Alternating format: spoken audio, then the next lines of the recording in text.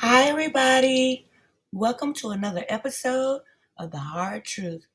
In part three, we talked about how BK could have been involved in all this and why DM seems to be struggling with her account to the police.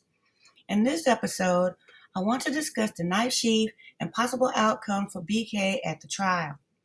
So grab yourself a coffee or a warm cup of tea as we begin our story.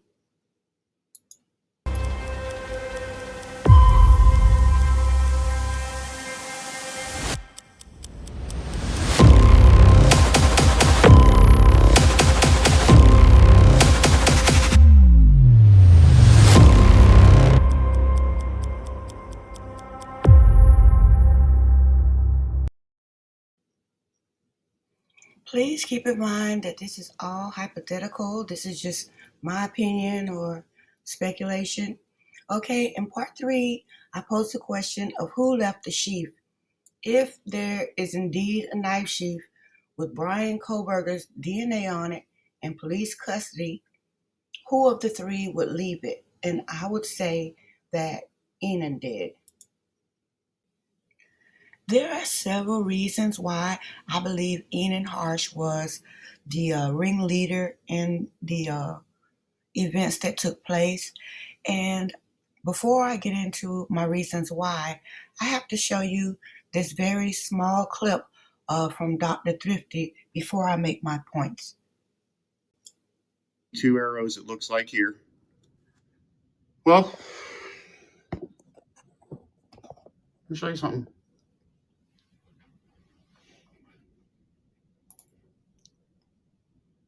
See this right here?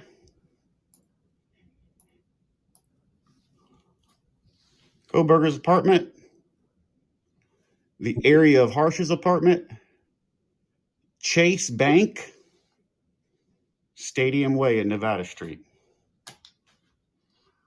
What looks like to me, you guys, is our suspect could have possibly left out of his apartments, went into the area where Harsh's apartments were, came down here and swung by the Chase Bank to get money. And that puts him coming down in this direction where they got seen, where law enforcement, I'm not sure why they only have one yellow arrow right here. If Dr. Thrifty's tracking is accurate, then Brian wouldn't be stopping to get money on the way to a robbery. If he knew he was going to steal money or drugs, there's no reason to stop by a bank ATM. Okay, I believe this was routine for him in the evenings. Go get money, go buy drugs. Go get money, go buy drugs. And it's better to buy the drugs in Moscow than right there in Pullman around his own doorstep, which leads us to our next point. Even though Brian struggles with a drug addiction, he doesn't have a criminal record. Okay, that's like somebody that's a stone alcoholic for years, but they don't have any DUIs. Okay, Brian knows that drug convictions disqualify students for financial aid, at least federal financial aid anyway. And you can't keep your student loans out of default if you're locked up all the time. So Brian has been smart enough. He's managed to keep his street life under wraps for a long time. And now let's look at Enan. Enan has been a criminal and a part of the drug scene for all of his adult life. He's moved around a lot, and not because some company was relocating him. Okay, I believe when Brian came to buy drugs from Enan in the beginning, with a pretty decent car and with a nice apartment in Pullman, doing his thing, Enid instantly did not like Brian. He probably said to himself, this dude, he is not a rising star about to be a part of the social elite. This dude is a dope fiend, and he's just as dirty as I am in these streets. He's over there in that nice apartment, and I had to fill out uh, all these applications just to get an apartment around here. And even when I got an apartment, it's not as nice as his. I'm over here in the corner somewhere. And so, I mean, he had plenty of reason uh, to be hating on him pretty much. And he didn't like Brian. Okay, this is his manifesto, if you will. A lot of fluff, if you ask me. But and the point of it all was to proclaim his innocence and get the heat off him. One minute he's talking about moving the masses to a golden flower, and then he jumps right to present his defense after all that foolishness. Okay, let's look at where the orange arrow is first.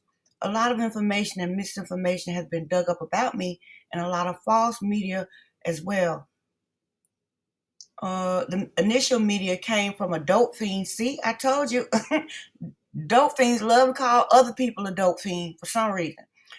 The initial media came from a dope fiend, butthurt, and I'd like to share my version and set the record straight. That was the purpose for all these pages of writing, this paragraph right here.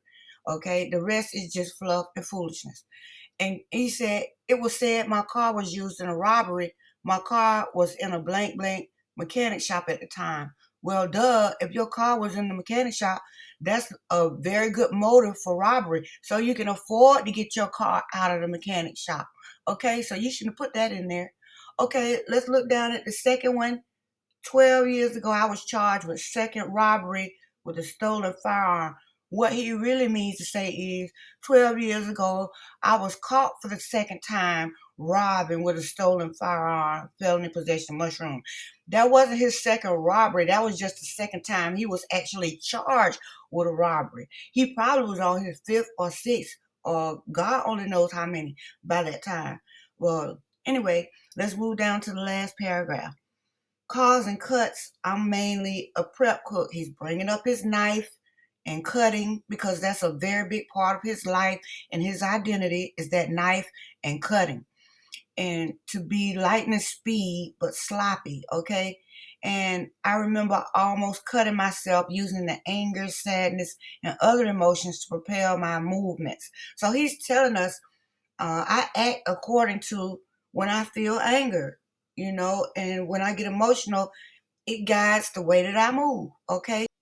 One thing that I missed is where in the second paragraph it says all charges were dropped, rightfully so, and I went to prison for possession. How can you say that all in one sentence? All charges were dropped, and then I went to prison. Okay, this has drug-induced writing written all over it. He's just skipping all over the place.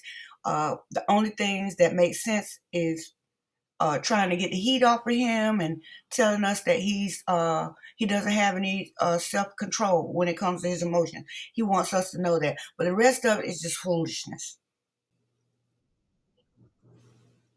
So we have two emotionally unstable drug users running the street of Moscow right by the victim's home, and that's two and a possible, which third would be Quinn. And we have Enan and Dylan, both of whom have the evil eye of jealousy.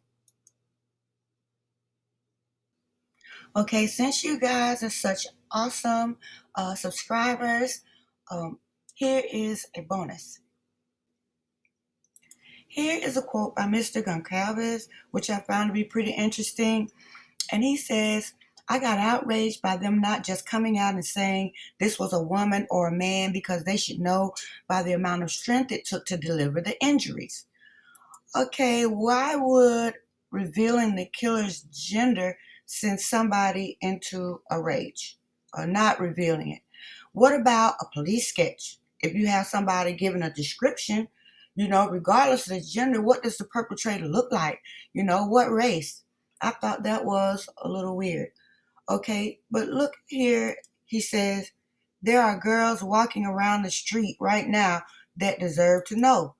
And I'm like, he didn't say the students at your campus or the sorority girls, the girls walking the streets. I mean, is he saying he's all the victims that died were students and one was a male, and yet he's demanding a gender reveal because the prostitutes need to know? Okay, well, listen, that's it for episode 4. Thank you for watching and much love, much love.